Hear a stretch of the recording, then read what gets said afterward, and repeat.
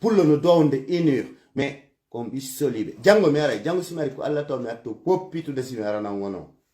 Allahu rahman mi poppitanen makko amo e taw simara nan wono fulbe ben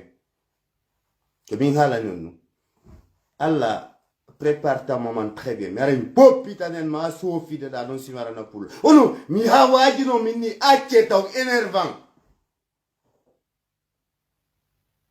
non simara mi poppita Mohammed après non mi poppita kala adna bajo après non si mi poppita don leader be ben fap mi yoti ke munda minni on taw énervant on jabali ne si minni welde on jabali aw si mi ari mi holla on Allah na arabu jodai annaba kadina arabu ko bernde woni annabajo ko bernde woni Allah la religion ne compte pas ce qui compte c'est le bon cœur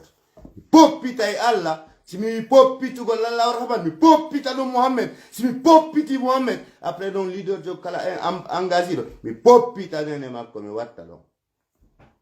min hay Allah so de ko dim poppita nene makko na fere goddo go awa mi da yenne der nan mi da silon feti milan hakka buriyo min hay Allah mi poppita nene makko yalta zero na fere non luttudo Allah ka hore mon existe. Mais chez moi, c'est le bon cœur qui est Allah. Parce que goto gura goto.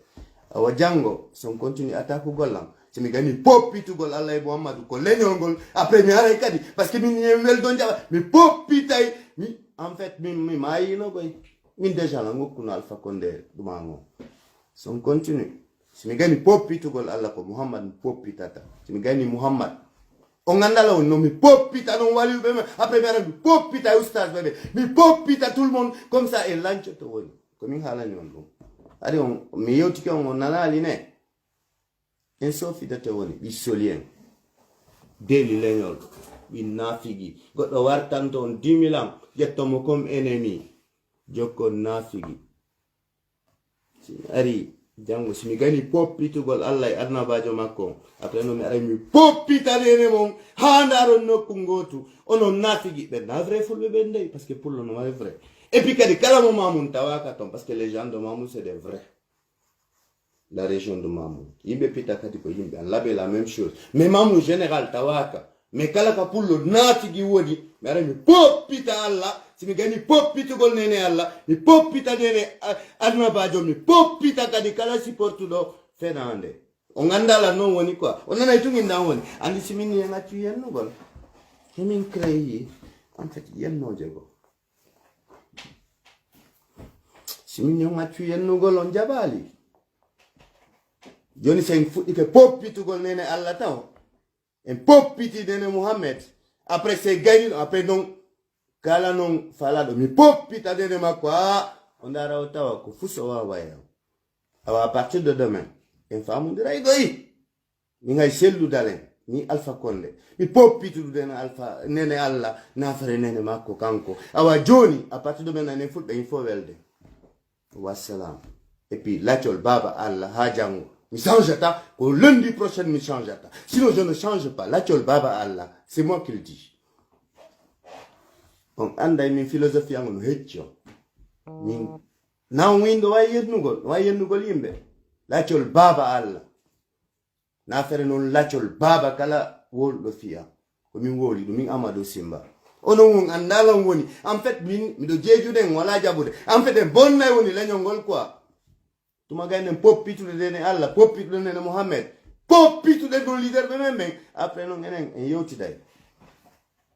mi yoti ken yen wajundirde do en bonde la nyongo sadu ko kango andi mi nana do gokkol gono yalta do hollira endi yenna min ko tuma poppiti dene Allah o andoto mi lam feti dey mi machanta personne joni à partir de maintenant et puis poppor dene Allah en tant jusqu'à nouvel ordre poppor dene Allah jusqu'à nouvel ordre ko mi wowli mi te passe li wuccundu o ngandalo mi bonni tay foni fop je casse tout parce que mindari mitawi onon ko ke fero wela tawon andi ko min nay non jette arme darto don on sikko non fija won min wulta hay goto min hay Allah en fait son adlan yite c'est parce que c'est un escroc parce que quand ko tagilan wadi pensez yango so ini pensez yango wadra mo ni après on adlan yite après popita den mako kanko tigi Maintenant, tu es un traître parce que tu pouvais me faire une bonne personne. Dis Solidio, pourquoi tu me fais comme ça? On a la philosophie à Gongoni. Ah, à partir d'aujourd'hui, na pour le ko popore den alla mi volta d'abord si mera na wono. On a la woni. Hari on na beda nande na popore den alla ka. Awa ko dul luttita. On en so fidete woni parce que en bonita fa poni. Popore den Muhammadu isolien. Na fait, mera na alta pullo de. Yande mera ni non pullo. En fait, on doit se calmer. Sinon, on est bon na woni lagnol mengol goyi. Bay joni on do wi don way hoyre jon mi mini poppore nene alla onon bay don way yewtude bay don way yennude yenne mi nana sindire nene alla wowle bay don way hala bisolien i wuccundo en moi je suis un black écoutez min culture angol na jogiti ko non do min ko kura hon ko woni alla e sadaka babe en hankyon wuccundo mo yande non e gande mon kesse wuccudu mon enon e famille mon wuccudu mon onon e séparation ji wuccudu mon en tant que don wuri e nafigi agal bon popore dene mo rewoton on déjà wuccudu mon bisolien à partir d'aujourd'hui tous les jours en tant que fulbe ben famali konno popita dene Allah popita den mabbe fop kadi sina fulbe teddimbe lambe mamu fop dala ba fop labe kala pullo futa en fait comme teddina la mine alla non dum ko hacciati mon to momon Dieu existe dans ma tête ko do hodi kanko mo andi ko no seeda to mais so wadali droit o tagi nafigi be fulbe go mi popita eden makko fiyo waru ben fulbe kadi na fere non pullo wolo en fait bini wel don jabal ne en ko alla narta mi popita nen makko après on tuma non ando mo yalta o popita onene alla. Allah, toi, je t'encule en fait. N'a fait non Django Simiari. Django Simiari, mais n'andira on fait.